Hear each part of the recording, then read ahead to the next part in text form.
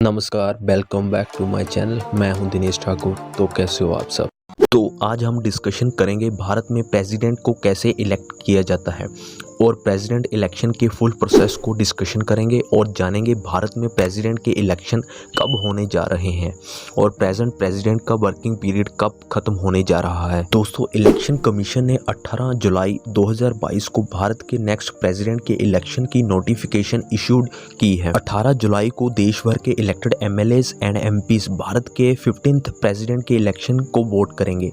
Constitution के article 62(1) के according president के कार्यकाल की समाप्ति के कारण हुई वैकेंसी को फिल करने के लिए इलेक्शन कार्यकाल की समाप्ति से पहले पूरा किया जाएगा। दोस्तों, प्रेसिडेंट रामनाथ कोविंद का कार्यकाल 25 जुलाई 2022 को समाप्त हो रहा है। तो डिस्कस करेंगे इस टॉपिक को, मगर आगे बढ़ने से पहले आपसे क्वेश्चन पूछूंगा। तो क्वेश्चन है, the members of the Rajya Sabha are elected by, यानी राज्यसभा के सदस्यों का चुनाव किसके द्वारा किया जाता है।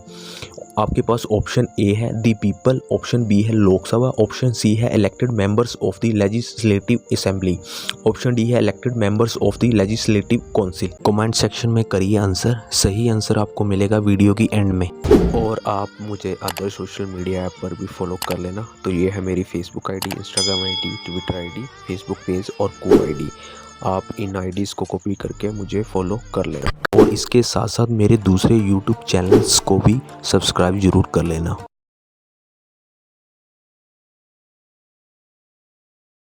तो आगे हम डिस्कशन करेंगे प्रेसिडेंट के फुल इलेक्शन प्रोसेस के बारे में। दोस्तों, प्रेसिडेंट को इलेक्टेड एक इलेक्टोरल कॉलेज द्वारा किया जाता है, जिसमें पार्लियामेंट के दोनों हाउस के एमपीज और स्टेट और दिल्ली और पुडुचेरी के एमएलएस शामिल होते हैं।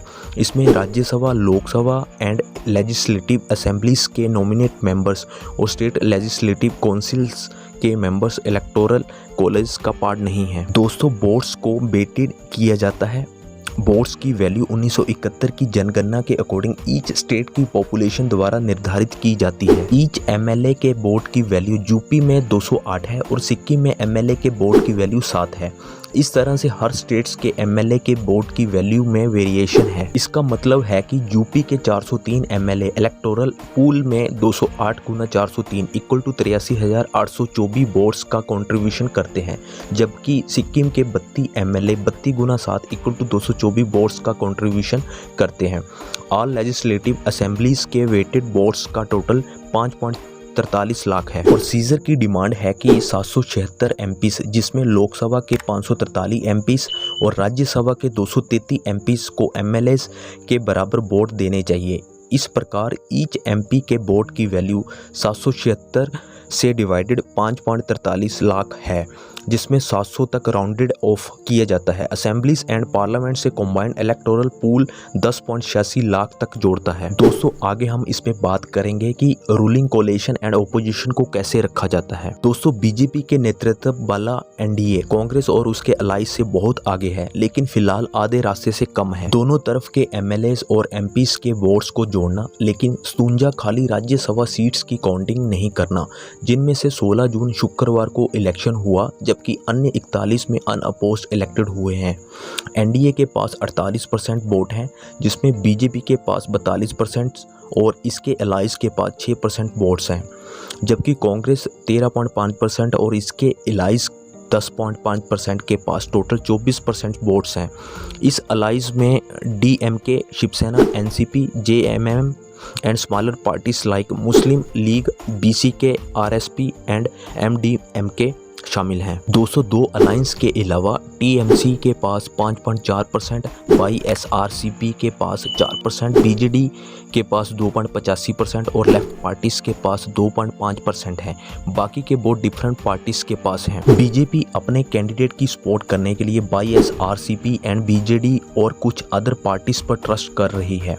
वाईएसआरसीपी या बीजेडी की सपोर्ट एनडीए कैंडिडेट को आधे रास्ते से आगे ले जाएगा।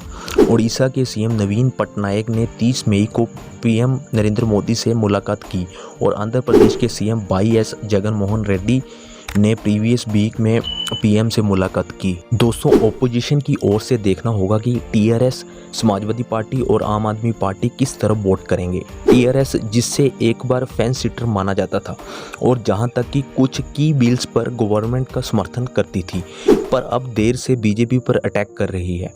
उधर आम आदमी पार्टी का कांग्रेस और बीजेपी दोनों के साथ टकराव है। आगे हम बात करेंगे कि रूलिंग पार्टी और ओपोजिशन पार्टी की तरफ से कौन कौन से कैंडिडेट राष्ट्रपति पद के लिए नॉमिनेट किए गए हैं। दोस्तों, एनडीए ने प्रेसिडेंट पद के कैंडिडेट के रूप में झारखंड की फॉर्मर गवर्नर द्रौपदी मुर्मू के नाम का ऐलान किया है और प्रेसिडेंट इलेक्शन 2022 के लिए ओपोजिशन ने अपने ज्वाइंट कैंडिडेट के नाम की अनाउंसमेंट कर दी है।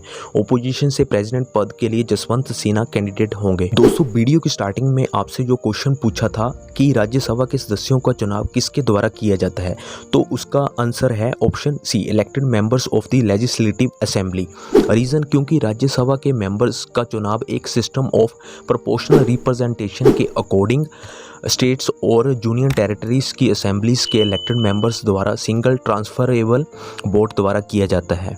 और आप मुझे अदर सोशल मीडिया ऐप पर भी फॉलो कर लेना। तो ये है मेरी Facebook ID, Instagram ID, Twitter ID, Facebook page और को आईडी। आप इन आईडीज़ को कॉपी करके मुझे फॉलो कर लेना और इसके साथ साथ मेरे दूसरे यूट्यूब चैनल्स को भी सब्सक्राइब जरूर कर लेना। कर दो यार, तुम्हारे पैसे थोड़ी ना कट रहे, कर दो। कर दो यार, तुम्हारे पैसे थोड़ी ना कट रहे, कर दो। कर दो यार, तुम्हारे पैसे थोड़ी ना कट रहे, कर दो। कर दो यार, तुम्हारे पैसे थोड़ी ना कट रहे, कर दो।